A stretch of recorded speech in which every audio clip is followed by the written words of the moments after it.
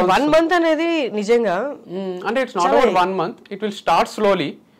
Before breakup only will know that it will lead to breakup. అంటే మనకు 2-3 months ముందే తెలిసింది మాకు ఇది 1 monthలో ఇప్పుడు అయిపోయింది కాదు. మాకు కొంచెం సఫకేటింగ్ ఉన్న రోజులు కూడా మేము కలిసి ఉన్నాం. నేను అంటే మాకు మంచి అనిపించని రోజులు కూడా లేదు, మేమేం ట్రై చేయకుండా చిన్నపిల్లల్లాగా అయ్యి అయిపోయింది ఇక నీకు నాకు లేదు, నువ్వు మీ ఇంట్లో ఉంటూ నేను మా ఇంట్లో ఉంటాను, లేకపోతే బ్రేకప్ అను. ఇది ఇట్లా జరగలే. చాలా మెచ్యూర్డ్గానే చాలా డిస్కస్ చేసుకొని చాలాసార్లు మాట్లాడుకొని మనం కలిసే ఉందాం అనుకొని తర్వాత కూడా కాకపోతే ఫైనల్గా జరిగింది డివర్స్. అంతేగాని ఓవర్ నైట్ జరిగిపోలేదు పెళ్లిలాగా. బట్ మెచ్యూరిటీ ఒకటే, లవ్ లో ఇమ్మెచ్యూరిటీయే ఉంటదేమో maximum time. I mean emotional గా ఆలోచిస్తాం కదా, ఇప్పుడు ఎంత లాజికల్ గా ఆలోచించి సఫకేషన్ ఇదంతా పెట్టినా వెన్ యూఆర్ అలోన్ గుర్తొస్తారు కదా.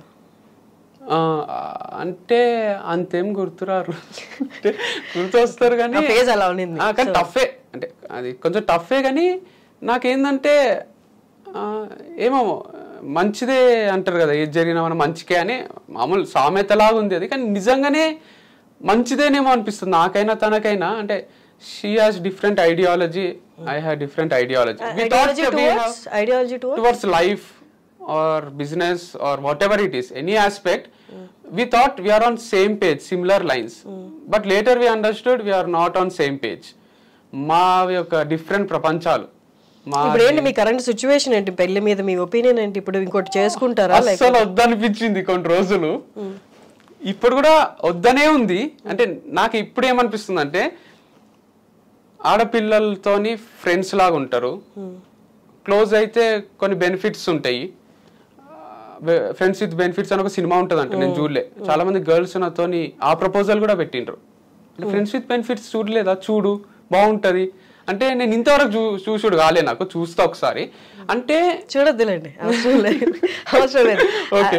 దట్స్ డిఫరెంట్ వే, మీకు సెట్ కాదు. అదే నాకు సెట్ కాదు అనిపించింది ఆ టైటిలే.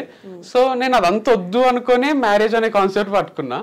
ఇప్పుడు డివర్స్ అయినాక అనిపించింది ఇట్లా జస్ట్ గర్ల్స్ తో ఫ్రెండ్స్ లాగా ఉండాలి, ఏం ఎక్స్పెక్టేషన్స్ పెట్టుకోరాదు. నార్మల్గా వాళ్ళతో ఇప్పుడు బాయ్స్తో మా క్రికెట్ టీమ్మేట్స్తో ఉంటాం చూడండి, అట్లా పార్టీ చేసుకుంటే కూడా కుక్ చేస్తుండాలి వాళ్ళు. మా ఇంటికి మా అన్న ఫ్రెండ్స్ గర్ల్స్ బాయ్స్ వస్తుండ్రి, మా మమ్మీ బిర్యానీ చేసి పెడితే అందరు జోకులు వేసుకుంటుండ్రి, నవ్వుకుంటుండ్రి, ఇట్లా హై ఫైల్ ఇచ్చుకుంటారు, నార్మల్గా ఉంటారు.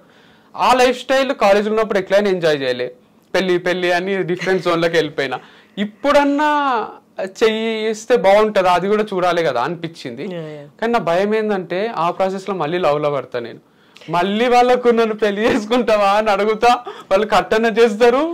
పెళ్లి చేసుకుంటే మళ్ళీ ఒక సెకండ్ మ్యారేజ్, అది ఫస్ట్దే ఇక తర్వాత వద్దనిపించి మళ్ళీ సెకండ్ మ్యారేజ్ చేసుకొని మళ్ళీ మా ఇంట్లో ఈసారి అయితే ఇట్లా తల పట్టుకొని కూర్చుంటారు.